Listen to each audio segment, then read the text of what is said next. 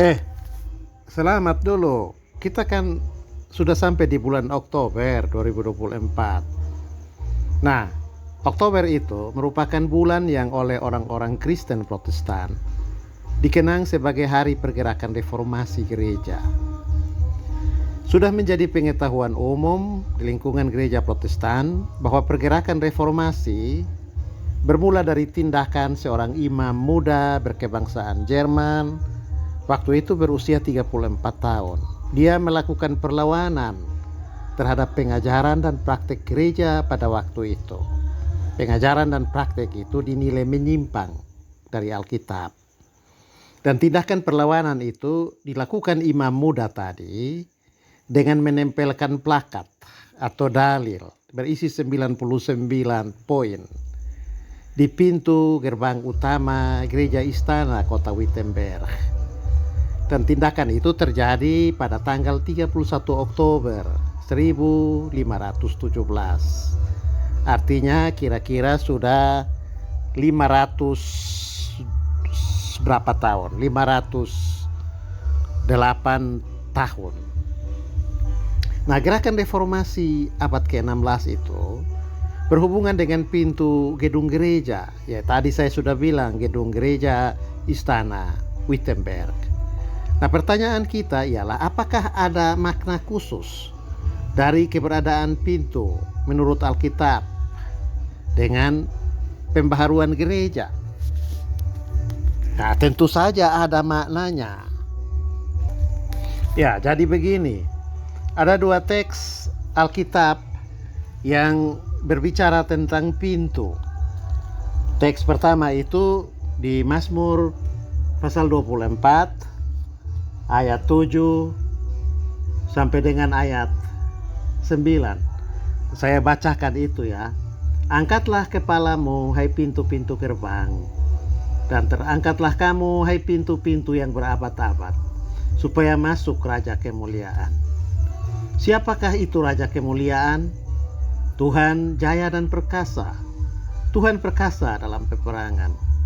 Angkatlah kepalamu hai pintu-pintu gerbang, dan terangkatlah kamu hai pintu-pintu yang berabad-abad, supaya masuk Raja Kemuliaan. Itu teks yang pertama.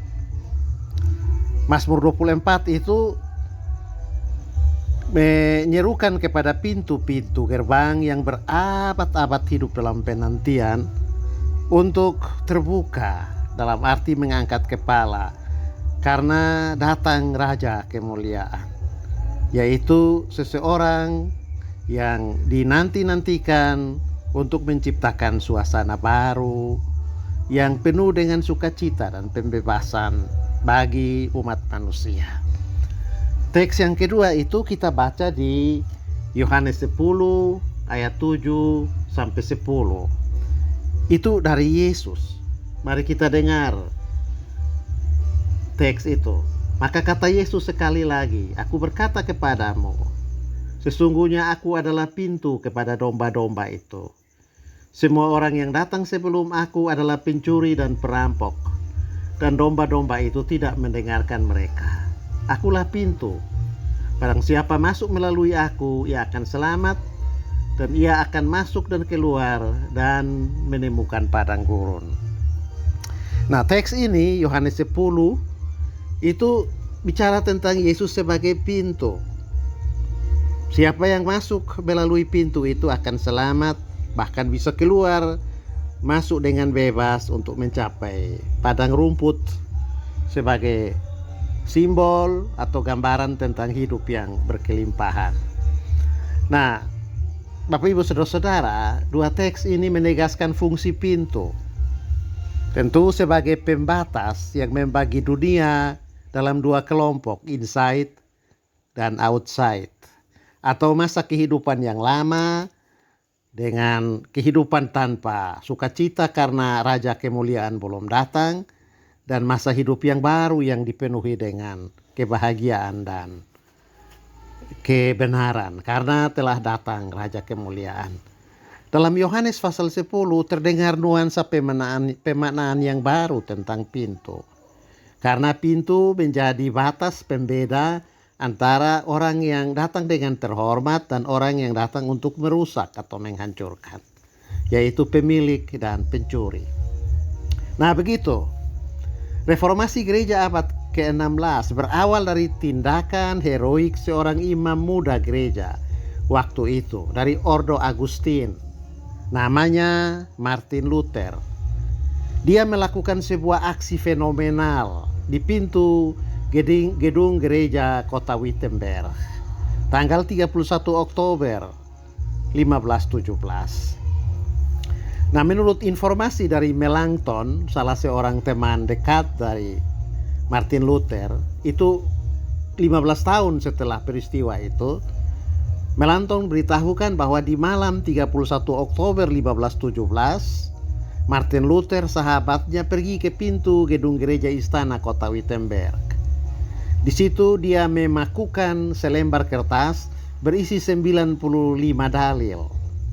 Dalil-dalil itu berisi penolakan terhadap penjualan indulgensi atau surat penghapusan siksa, kritik terhadap kekuasaan tanpa batas dari lembaga kepausan, dan melawan moralitas dalam gereja yang makin bobrok di bawah kepemimpinan Paus Leo ke-10.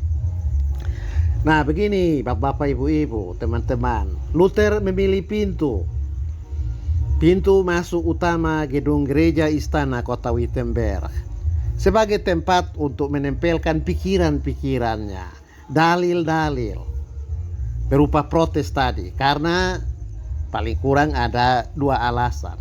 Pertama, di masa hidup Luther, salah satu fungsi pintu gereja adalah tempat menempelkan berbagai pengumuman. Karena gedung gereja menjadi tempat di mana banyak orang sering datang untuk beribadah, maka sudah tentu mereka akan membaca pengumuman-pengumuman atau pikiran-pikiran yang ditempelkan di pintu gedung gereja. Luther memanfaatkan fungsi pintu untuk menyebarluaskan kritik sekaligus ajaran atau pendapatnya. Fungsi yang kedua, pintu menjadi penanda batas kelompok inside dan outside. Nah, sampai dengan abad ke-16, gereja mengembangkan ajaran yang memisahkan dunia dalam dua kelompok, yaitu mereka yang selamat dan mereka yang tidak selamat. Tentu kita ingat semboyan yang dimulai oleh Cyprianus. Bahasa Latinnya extra ecclesia nulla salus, atau di luar gereja tidak ada keselamatan. Jadi ada dua kelompok manusia. Kira-kira begitu menurut ajaran yang disampaikan oleh gereja. Nah, Luther tentu tidak menentang dogma ini. Yang menjadi masalah bagi Luther adalah orang-orang dalam gereja, mereka yang mengaku diri sudah selamat, terutama para pemimpinnya, justru menjalani satu kehidupan susila dan moral yang bobrok, alias penuh dengan kepalsuan, bahkan boleh disebut kebusukan. Begini bapak-bapak, ibu-ibu, saudara-saudara, mereka mengangkat kaul keperawanan alias hidup selibat, tetapi justru menjalani hubungan gelap sampai memiliki anak-anak yang lahir di luar perkawinan. Hancurkan hidup, tampil di ruang publik dengan mengajarkan tentang kesucian dan kekudusan, tetapi justru mempraktikkan itu diam-diam. Itu sebuah model kehidupan yang tadi saya katakan penuh dengan kepalsuan. Lalu mereka yang hidup bobrok dalam gereja itu ya mengumandangkan, bahkan memberitakan apa yang tadi Cyprianus bilang, di luar gereja tidak ada keselamatan. Padahal mereka sendiri yang dalam gereja mempraktikkan banyak bentuk hidup yang tidak selamat. Nah, selain kehidupan moral yang buruk di antara para klerus, gereja abad pertengahan, yaitu dari tahun 500 sampai 1500, juga mengajarkan tentang kehidupan imamat sebagai satu-satunya panggilan ilahi.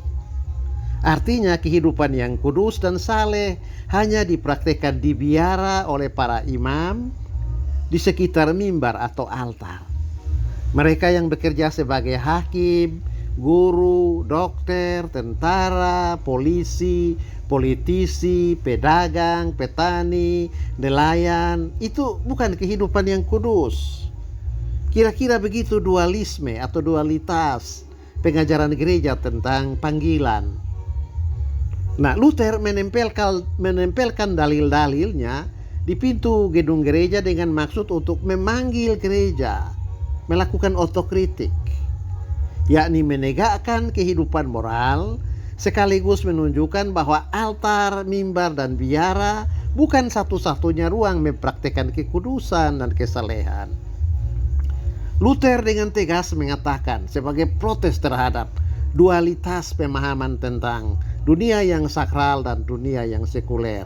Luther bilang begini, seluruh dunia adalah biara Tuhan. Tiap-tiap kita pergi ke biara sebagai imam. Nah, inilah cikal bakal doktrin Protestan yang terkenal di kemudian hari, yaitu yang kita sebut dengan imamat am orang percaya. Artinya semua lapangan pekerjaan adalah tempat yang kudus.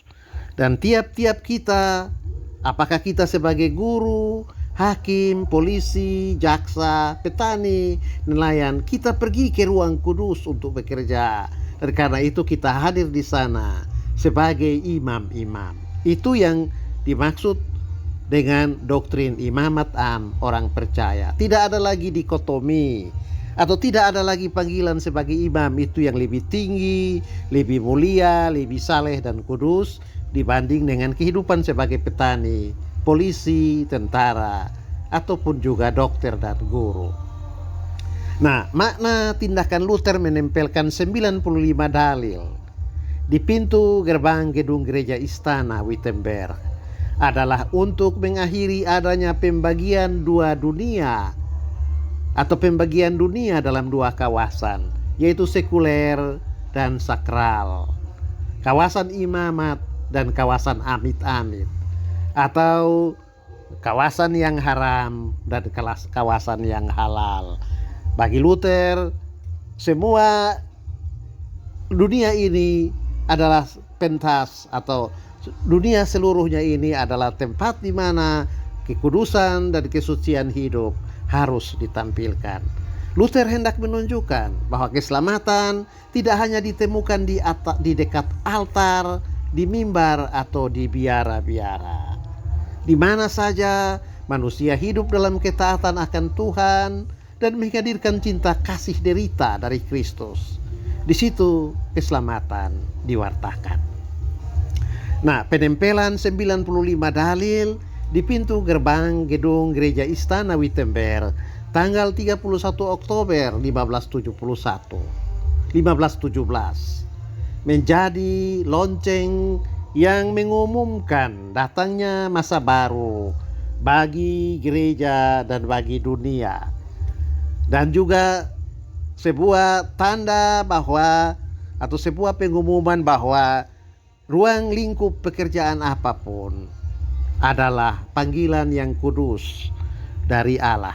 Itulah kira-kira hubungan antara penempelan 95 dalil di pintu gedung gereja kota Wittenberg dengan Mazmur 24 dan Yohanes pasal 10.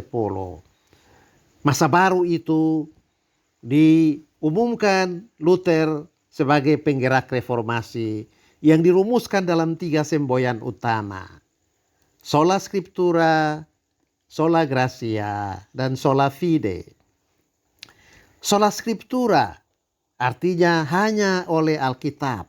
Luther mau menegaskan bahwa otoritas yang berwibawa dan yang tertinggi dalam Alkitab sebagai pewartaan akan keselamatan adalah Injil yang disaksikan dan yang ditulis dalam Alkitab. Dan karena itu, maka warga gereja, orang-orang Kristen harus membaca Alkitab secara langsung. Jangan menunggu Alkitab dibacakan kepada mereka oleh hierarki gereja atau oleh para klerus. Dan karena itu, Luther bekerja untuk menerjemahkan Alkitab ke dalam bahasa Jerman agar supaya orang-orang Kristen dari yang disebut kaum awam bisa membaca Alkitab secara langsung. Ini terjadi karena selama abad pertengahan, yaitu dari tahun 500 sampai 1500, gereja menomorduakan Alkitab. Semboyan yang kedua, sola gratia. Ini merupakan penegasan yang hendak ditekankan oleh reformator gereja itu, bahwa keselamatan diterima sebagai anugerah dari Allah. Keselamatan itu bukan hadiah dari pejabat-pejabat gereja atau tawaran yang diberikan pejabat gereja melalui penjualan surat penghapusan siksa dari api neraka. Nah, tapi kita jangan salah ya. Sola gratia itu tidak berarti lalu manusia pasif karena keselamatan itu adalah hadiah dari Allah. Tidak. Manusia juga aktif untuk mengerjakan keselamatan. Tetapi keaktifan itu bukan sebagai prasyarat untuk mendapatkan keselamatan, melainkan sebagai tindak lanjut untuk mensyukuri atau menunjukkan keselamatan itu di berbagai lapangan hidup yang tadi sudah disebut sebagai imamat am orang percaya. Sola fide, semboyan yang ketiga dari reformasi abad ke-16. Keselamatan itu diterima dalam iman, hanya oleh iman. Bukan karena rajin mengikuti ritus dan seremoni gereja atau menjalani berbagai disiplin hidup seperti berpuasa, memberi zakat, beri perpuluhan, dan menjauhkan misalnya hal-hal yang dianggap najis atau haram. Juga sola fide mau menegaskan bahwa keselamatan itu tidak bercorak single center, hanya ada di altar atau di biara, atau dengan menjadi klerus, menduduki kursi hierarki gereja. Tidak seperti itu. Sola fide hendak menegaskan bahwa keselamatan datang kepada manusia sebagai anugerah dari Allah, sola gratia, yang kemudian diterima manusia, lalu dinyatakan itu dalam kesediaan untuk menjalani hidup dalam kekudusan, dalam kebenaran, dan menjalani hidup secara berkenan kepada Allah di sebuah lini atau di sebuah aspek kehidupan.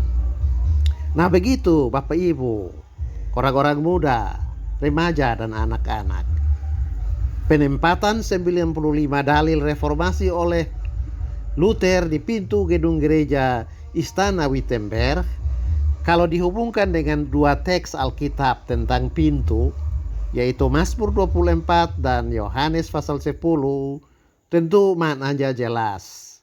Pintu sebagai penanda batas dua masa. Masa di mana keselamatan dipahami hanya milik kelompok tertentu, kelompok klerus. Atau kalau lebih khusus lagi kelompok yang tertabis dan menduduki hierarki gereja. Masa itu lewat. Karena keselamatan itu sola gratia, diberikan oleh Allah tanpa memperhatikan latar belakang kita. Tetapi pada saat yang sama adalah panggilan supaya orang yang menerima keselamatan itu menjalani hidup dalam kesucian dan kekudusan. Dan batas dari masa yang kedua adalah masa di mana berakhirlah sudah pemahaman tentang panggilan ilahi hanya sebatas menjadi pejabat gereja atau menjadi orang-orang tertabis dalam menduduki jabatan keimamatan. Padahal panggilan ilahi yang benar sebagaimana yang disaksikan Alkitab dan ditemukan oleh reformator gereja abad ke-16, keselamatan itu berlaku di semua lini kehidupan dan semua pekerjaan yang dijalani manusia harus dilihat sebagai panggilan ilahi.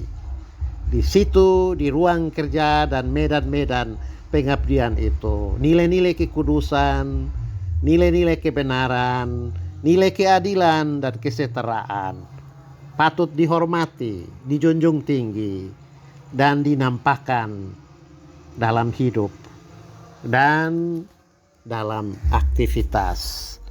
Ini uraian hari pertama di bulan Oktober tentang reformasi abad ke-16. Sampai jumpa di uraian yang akan datang selama bulan Oktober.